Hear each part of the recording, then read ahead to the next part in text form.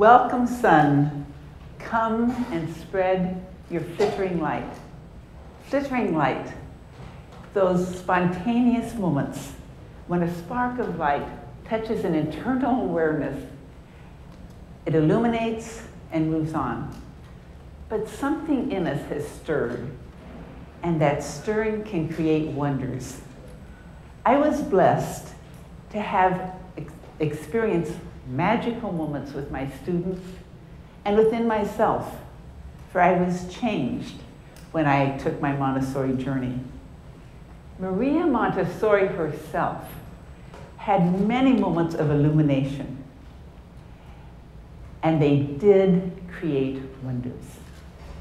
2 years after she graduated as the first female physician in Italy in 1896, she was, through a series of serendipitous events, she became involved with young children.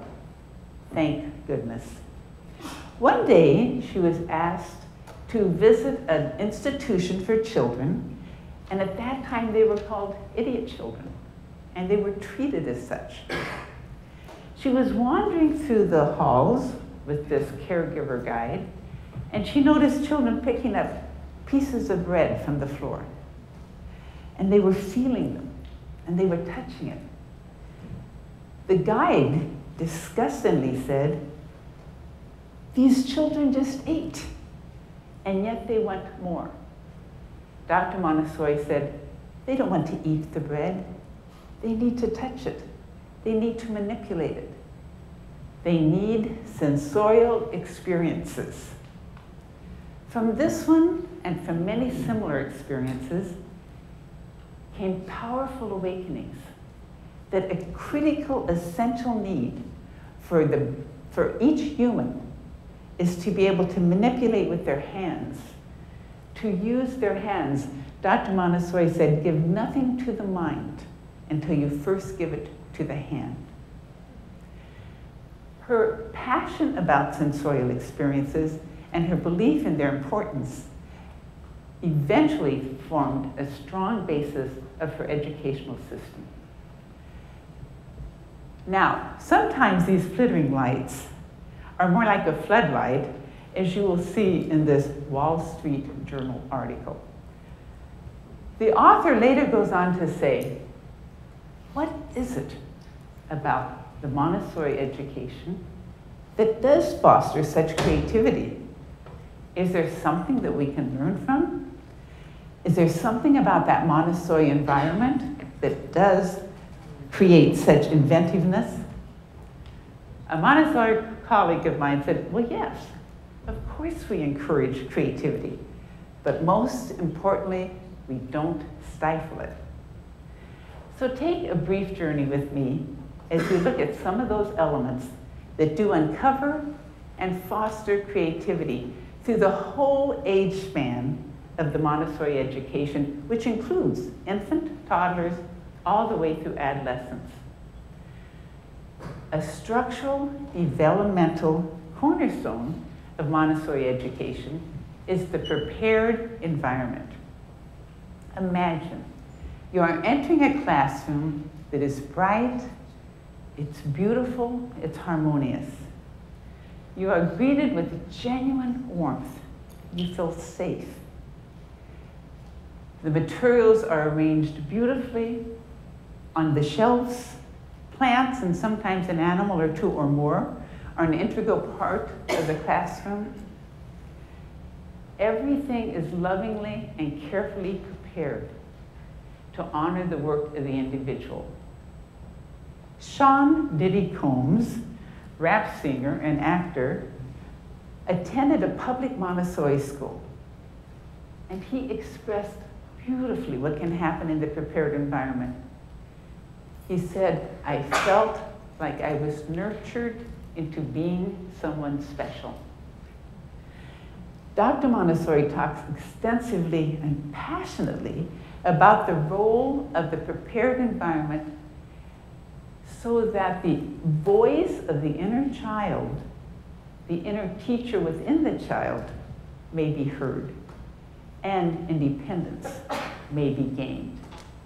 She wrote, "It is as if nature safeguarded each child from the influence of adult reasoning in order to give priority to that inner teacher who animates him." There are many, many principles in the Montessori education, but two of them which most effectively encourage and animate that inner teacher are freedom of choice and freedom to stay with the material until one is satisfied. I'm going to share an example of a student in my class, 7 years old. She had chosen to work with the multiplication board and was busy working with it, doing the 6 times tables. All of a sudden, she looked up and it was like that flittering light just soared into her. She rushed over to the bead cabinet, took the corresponding 6 chain, laid it right next to the multiplication board, and essentially she yells out, she said, "They're the same thing. It's the same." How wonderful that she had the time to explore those connections herself. Students' interaction with sensorial material engages their complete concentration of both mind and body. There are times they become so immersed in their work that they do lose all sense of time. They experience deep enjoyment and creativity. And it reminds me very much of what Csikszentmihalyi describes as flow in his book, Flow, The Psychology of Human Creativity. And as you can imagine, Dr. Montessori had very many specific requirements for this kinesthetic sensorial material. They had to be sturdy, they had to be well constructed, mathematically accurate, and pleasing to the senses. Why? Because they must be worthy of the work that they will do for the self-construction of the individual. Montessori graduates many of them have carried the sensorial experience into adulthood. These young children love taking the sensorial materials and exploring different patterns with them and combining materials to make incredible structures. They're young engineers who are building these incredible things.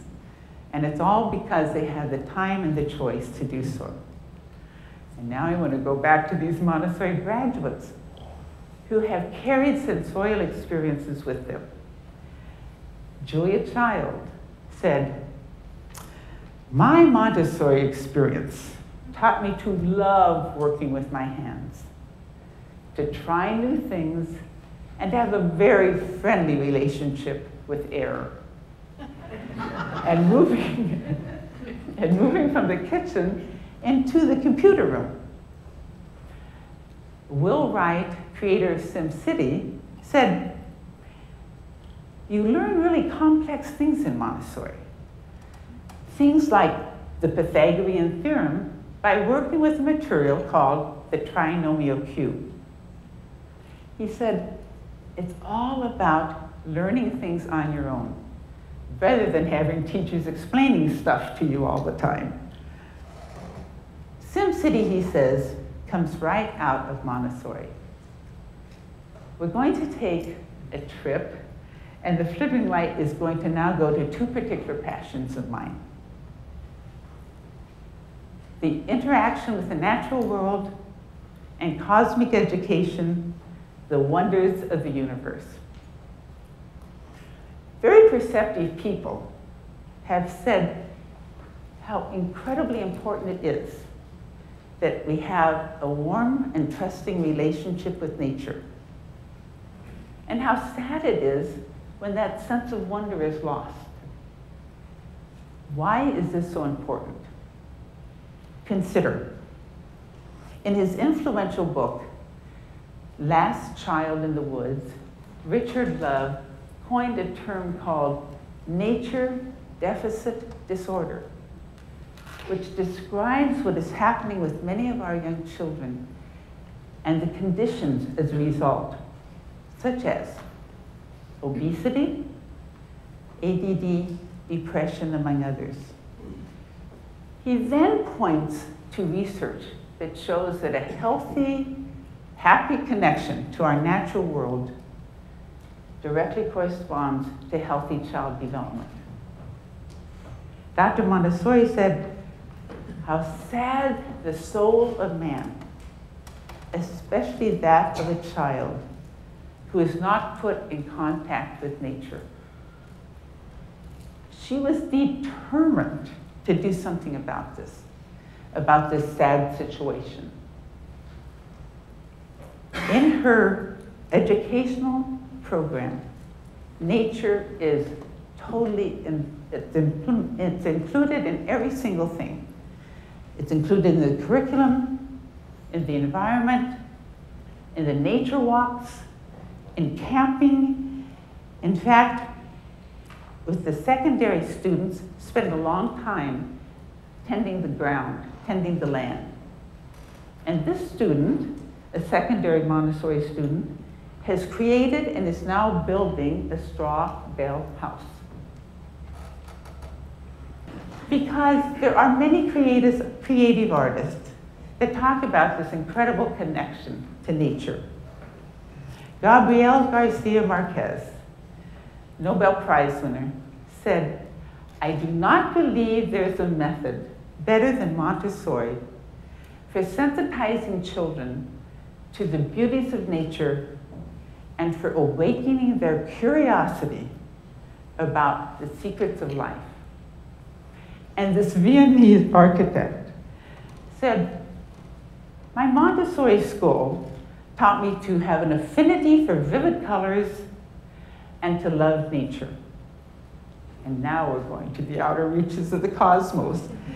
And cosmic education, which essentially begins at age 6. Dr. Montessori observed, as we all know, that children of that age want to know the how and the why of everything.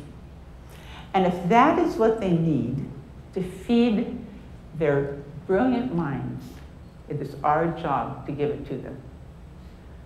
Our task is to enthuse them to their inmost core by planting as many seeds as possible in that fertile, creative imagination. And that is what we do. The curriculum, the environment, everything also includes looking at the wonders of the universe, and through great stories, such as the story of the universe and the timeline of life. Perhaps our reflections can come to a conclusion. The flickering light will be captured as we look at comments from Jim Borgman. He is a political cartoonist and a parent. He has 2 children in a Montessori school, and when he observes the Montessori school, he said, it's all about a kind of attention. Attention that is given to creativity, attention that is given to handling tools, attention given to honoring another person's space, honoring another person's thoughts, honoring another person, and honoring oneself. It seems to me, he says, that Montessori schools and the methods are all about this kind of attention, the value of being attentive. And when you teach from this attitude,